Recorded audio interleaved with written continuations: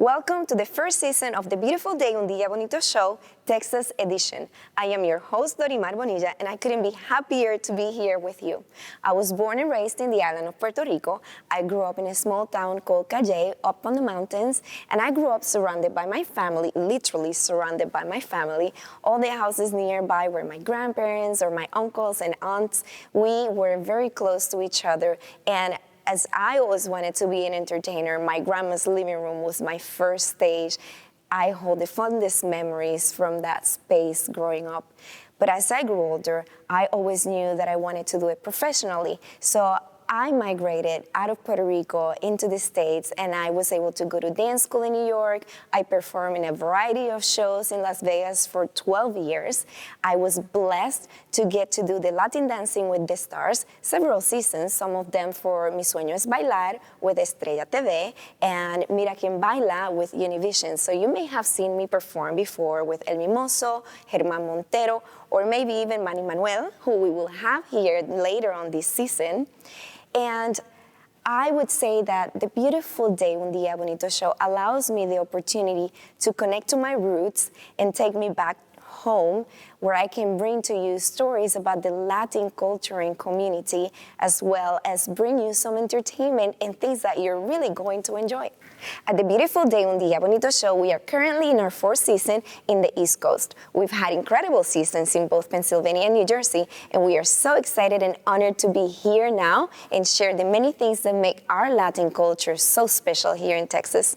We have a very exciting season ahead as we highlight Latin cuisine, arts, home ownership, entertainment, education, impactful stories, and incredible people within the community who are doing amazing things. For all the latest, visit our website at thebeautifulDayUndiaBonito.com. And don't go anywhere, because when we come back, we officially kick off our season with a very special first guest you don't want to miss. I am your host, Dorimar Bonilla. We will be right back.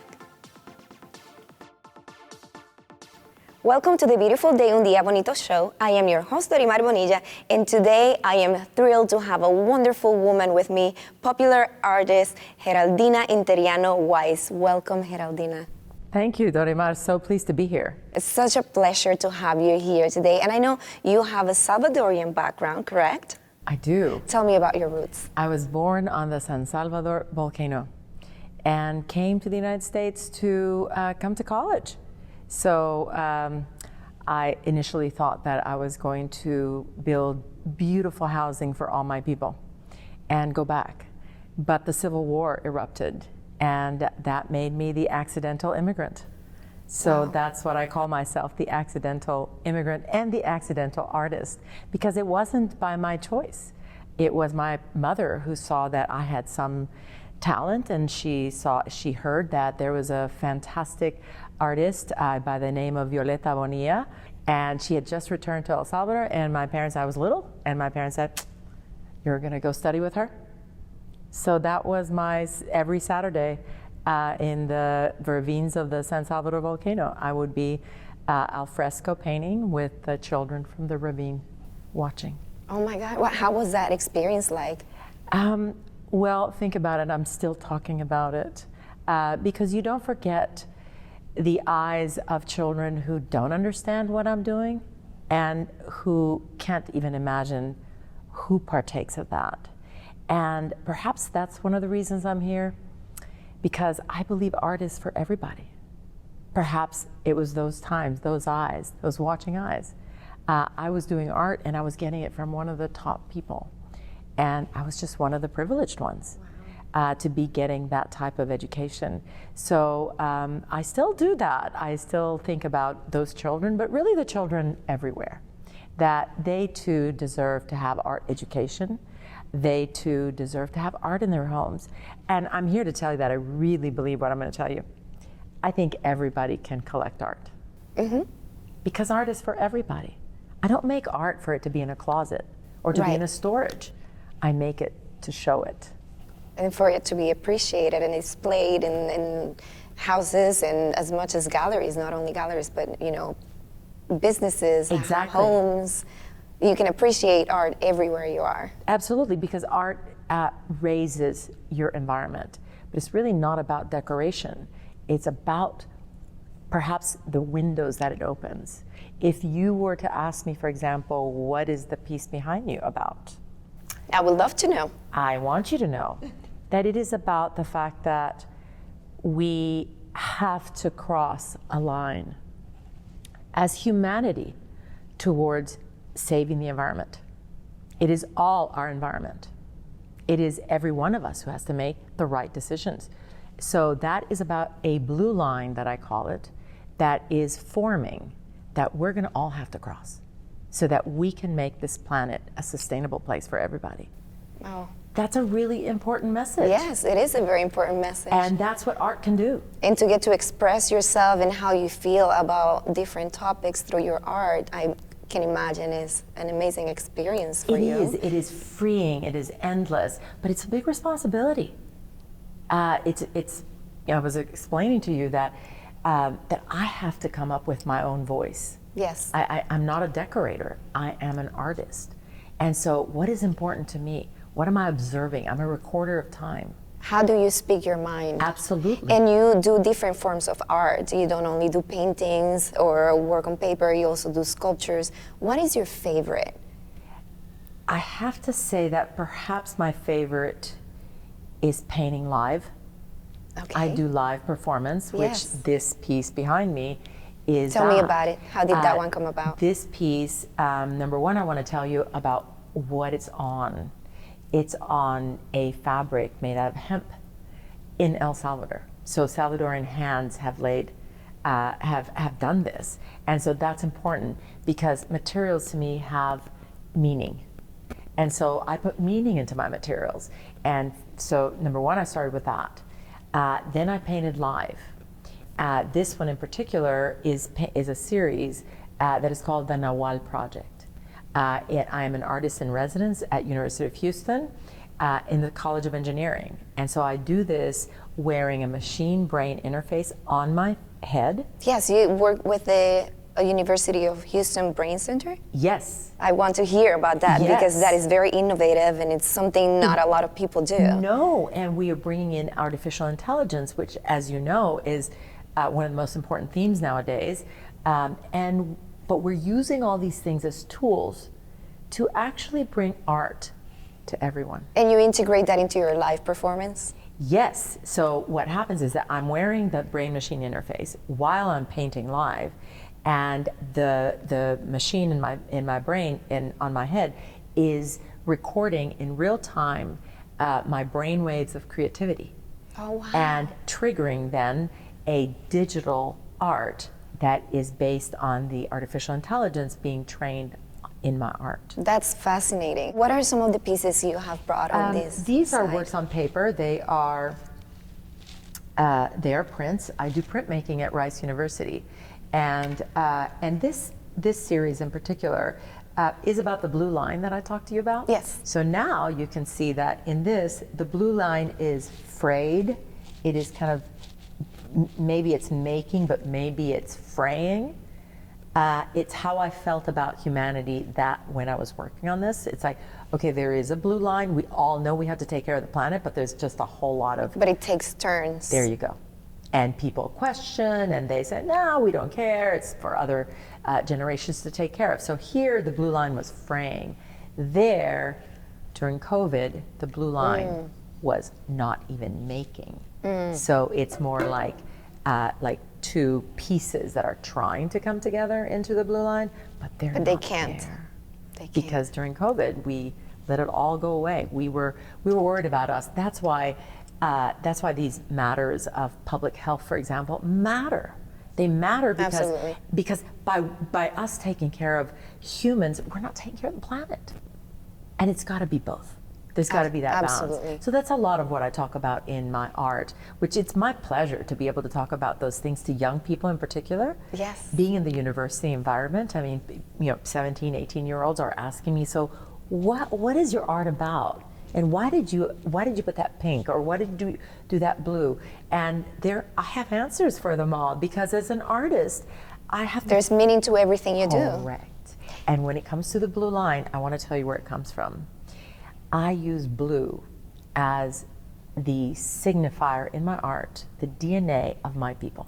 My Maya people came up with the most beautiful indigo pigment. Yes. It was one of the first globally traded assets, and it allowed then the Maya to come from their indigenous place in the world to be a middle class, to have extra because of this beautiful indigo pigment that then they exported to the rest of the world by boat at that time. And so I actually sourced my indigo pigment from those same sources, and I put them everywhere. So that blue is my indigo, and that blue is my indigo, and there's indigo in there. Because what I want, Dorimar, is 500 years from now, 1,000 years from now, with incredible technology, somebody will be able to pinpoint at my art and say, oh, she must have had ties to El Salvador. To El Salvador. Because this can be traced. How wonderful that you honor your roots that way. Yes. Not only do you honor your roots, but you're also very connected with the community. And I would like for you to tell us all, how are some of the ways you get involved with the local community here in Houston? Well, I've been here for a long time, many decades, and at the beginning, remember I'm the accidental immigrant. At the beginning, it was about helping my people and needing to go back and help my people. It's not that they don't need help, but I realized, but they're here. Yes. And I realized we're here. That was my moment, my aha moment, is that because of my Maya people connection, well, the Maya are Mexicans. We are one. We're connected. We're connected. And so this idea that, oh, we're going to separate by country, it doesn't work. We have so much in common. We're not the same, but we have a lot so much in common. Yes. So finding the commonalities is what I've been doing. And that's why working with the Pelton Children's Center, for example, one of the oldest institutions here that take care of families, where many of the families we're serving are Salvadorian and Honduran and Mexican. And so I was able to then serve my people through honoring that. And then I'm also involved with Buffalo Bayou Partnership, which is really changing the face of Houston to be an outdoor Houston. Yes. Because of the weather, we went indoors. As soon as we had technology and mechanical systems, we went indoor. But that changed. And I think Buffalo Bayou has been an agent of change. So Buffalo Bayou is going to the East End, where Latinos are the seat of the Latinidad. And then my very big project is about actually talking about being art activist and understanding that other artists also need to speak their voice, also need to be represented. We need representation. We've been knowing that at the political level for a long time, but the truth is it's our culture that needs the representation. And it needs showcasing. It does. Yes. And I think to grow those opportunities, we don't have enough opportunities here. We are 47% of the population of this area, and we don't have the opportunities. So I think it's time. Well, you do great work at that, and I know that you are speaking about these projects, but you're going to come back this season with us, and you're going to speak about something that we don't want to give all out today, but I do want you to give me a sneak peek about it. The sneak peek is called Alma, and it is a museum complex to represent all the areas of our culture. So as you know, there's the arts, what people want to call arts with a capital A. I am an artist, a fine artist. But then there's every level of artistry, even artisanal artistry, which I grew up with that. And so I have a deep appreciation of that. I don't want to leave artisans behind. If we don't have representation of our culture, then they need to be part of the representation of our culture. But then, of course, you know about the food. And the food of our cultures are as varied as can be, but it's most definitely part of how we celebrate our people. And so we want to bring in the culinary arts as well. And then everything from dance, right? At the center of who we are, we dance, you dance. Yes.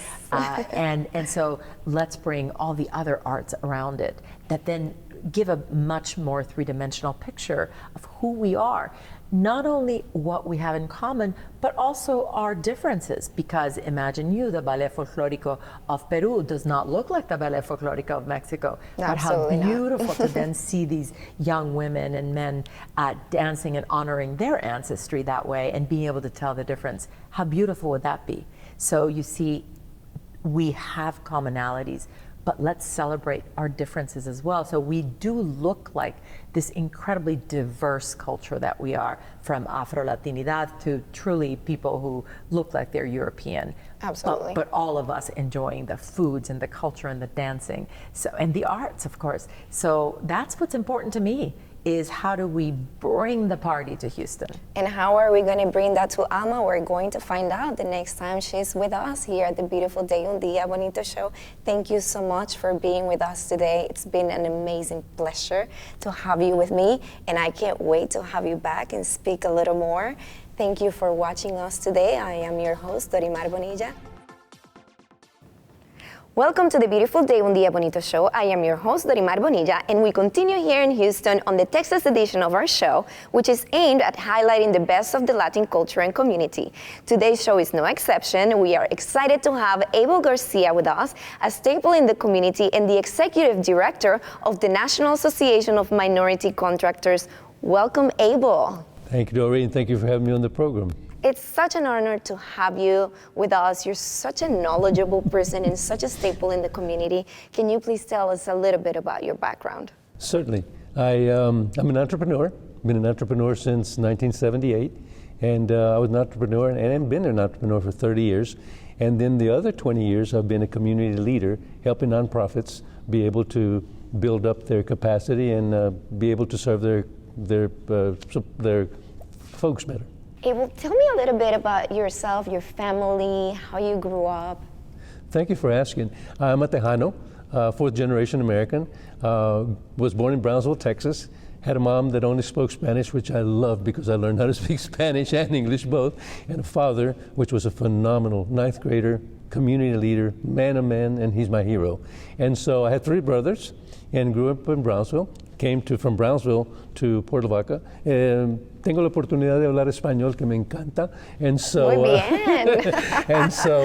and growing up, I was able to grow in a small town, which I loved, a little town called Puerto Vaca. And I was able to involve myself in a lot of choir, football, track, which really helped me, get a competitive type of attitude and a winning type of attitude. And so I grew up in that environment that I absolutely love. I really love what I do. I love helping people. And I love helping Hispanic people. I love helping all minorities, right? But Hispanic is right. When I came to Houston, the first thing I looked was, where's the panaderia for the pan dulce? Where's the chorizo for the huevos con chorizo? Where's the raspa? I love raspa. I'm a sweet guy. So yes, I'm so fortunate that I have the Hispanic culture, the Latino culture, because it's such a beautiful culture. And the American, of course, there's no better place than the United States of America for an entrepreneur or anybody to grow a career or a life. And to have a success story. I was very fortunate that I married the girl of my dreams, my high school sweetheart, 57 years, and still. Well, she's a very lucky girl. She is. No, she's going straight to heaven. I've changed jobs about 14 times, 14 different businesses, and I have three sons. I have my oldest son, Abel Jr., right, and Michael John, and Erica and Garcia. Fabulous kids. My wife did a great job. Oh, you have a wonderful family, from your parents to your wife and children. Yes. You're very blessed. Thank you so much. And you mentioned a series of events with the NAMC. Can you tell our audience what some of them are? Yes, thank you for asking. We never did stop working. Construction was an essential job or profession, so construction never stopped. And in Houston, it's a machine for construction. And so we had, for example, this year we will have 40 events in person.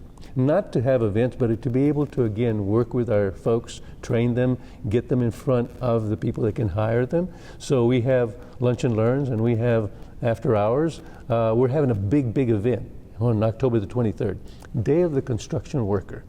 One of the things I learned about construction is that safety is primo. It is number one. So we're going to dedicate that particular festival that we're having at the Houston Racetrack for about 500 or 600 people. We're going to dedicate that to the men and women and families that lost their lives in construction or got hurt in construction. Safety has got to be tops because construction has a lot of accidents.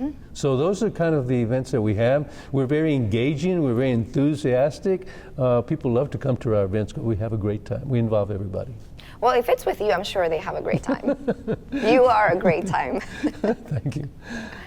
And not only have you worked with organizations in the community, you also have a history of working with small businesses and helping them redefine their brands with your company, Executive Firm LLC. Yes. Can you please tell me how that works and what's the work you've been doing with those businesses? Well, first of all, let's talk about the brand.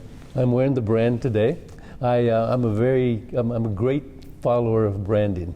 And so what I do with the small communities is that we get the folks that are small contractors, we help them by advocating for them, we train them, teach them, and then we bring opportunity to the forefront so that they can have the opportunity to have more work, grow larger, and have a better life. Awesome. And you're also an author. You have a series of books, Market Your Way to the Top. Right. What inspired that series of books? And tell me a little bit about what they are about.